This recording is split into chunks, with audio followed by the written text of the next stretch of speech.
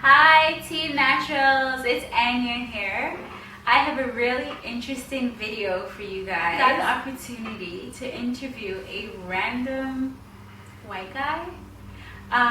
See, what happened was a friend of ours was in town. Some of you may know Yardley from thecoilreview.com.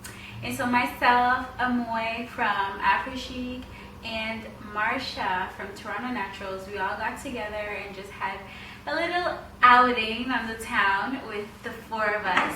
Now just imagine four beautiful black girls in a dark setting restaurant, and we were talking about hair and everything in between.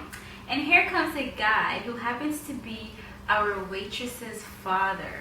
He just came right in, sat in with us, and had this conversation with us, which is really intriguing. And thank God I had my handy camera with me, so of course I had to record him to share it with you. I really enjoyed the interview with him. I really enjoyed hearing his responses to some of the questions I asked, and I hope that you enjoy as well.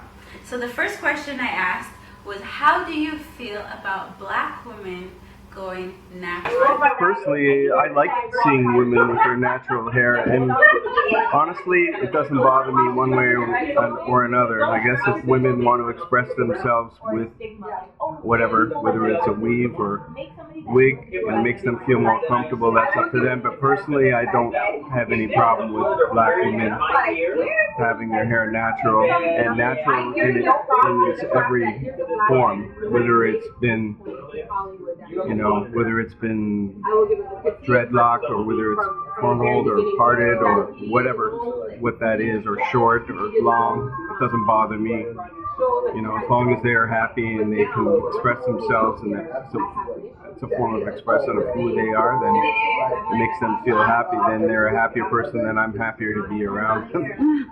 The second question I asked was, please share the story of Jamaican women and how they reacted to your daughter's hair. It's just I was reminded of a time when I was in Kingston, Jamaica, and it was about 26 years ago, and I was bringing my daughter there, and I wasn't very familiar with the culture, and I just remember all the women were remarking to my daughter's hair because her mother is black, Jamaican. My daughter's hair, they were loving it because it was nice and nice. Nice hair. She had nice hair. Nice hair. Nice everything, nice this. And so it kind of troubled me a little bit because I was thinking, well, if that means she's nice, then what about the hair that they have, or her mother's hair? What does that have to say about that? And it made me feel a little sad about that, because then the woman that I was with, the woman that I love, the woman that I think is beautiful, the women that I think are beautiful, black women, that's sort of saying something negative about them.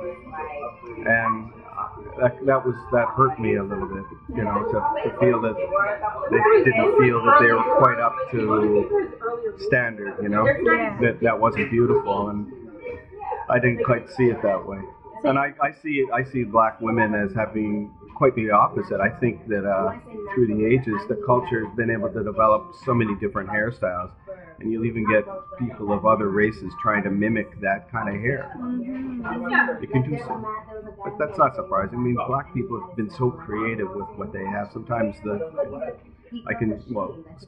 in Jamaica, hair is just one thing, but lots of things, styles. They're leaders in the world with all kinds of different styles, out of bare minimum, out of necessity, having to develop their own style.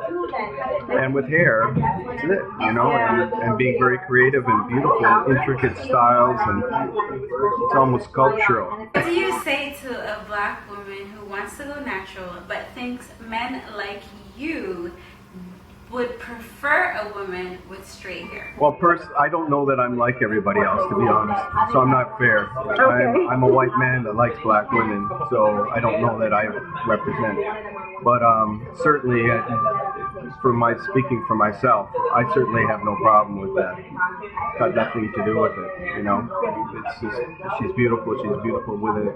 And like I say, if it makes her happy, and that's an extension of who she is, then It really shouldn't matter. The question I ask is, do you prefer women with natural hair over women with chemically processed hair? Well, I just personally, I have a problem just on another level, not on an aesthetic level, but just on the level of thinking what that person is having to, all that extra trouble and effort, number one, and then the chemicals. What is that doing to their scalp, and is their scalp absorbing all of that stuff? I mean, in this era of we're learning a lot more about carcinogenics. One thing you have to say about that. So why would we want to do that? I think you really would have to want to think about what you're doing and not just go into automatic pilot, like, because this is what you've always done. I think it's healthy to question what you're doing and think about it and think about alternatives, other ways in which to get something. Okay, thank you so much. I so appreciate you taking the time out of your schedule No problem. for me to interview you, because this is really inspirational. You know, it's great to hear it from another type of man. To hear it from a male is great, but from a male that's not black. Yeah. Well, yeah, I did. I had to raise it. I raised a daughter, biracial, Yeah. and so it's just part of my reality. It's part of my experience. And you forbidden her to put chemicals in?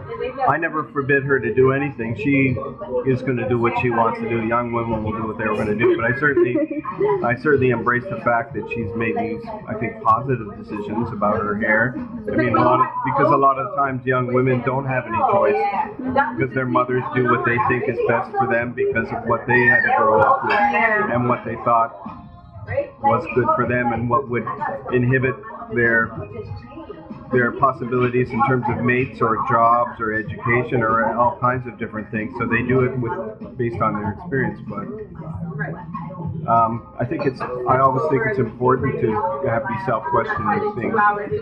And if that works for you, everybody's got to be. We are in a free society, but I think it's good to really question these kinds of things, and it's healthy.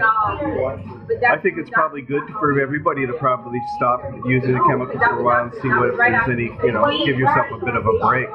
And that can apply to everything, not just hair, but everything, We just go in automatic pilot and think that we have to do this. I don't think we have to. You're an example.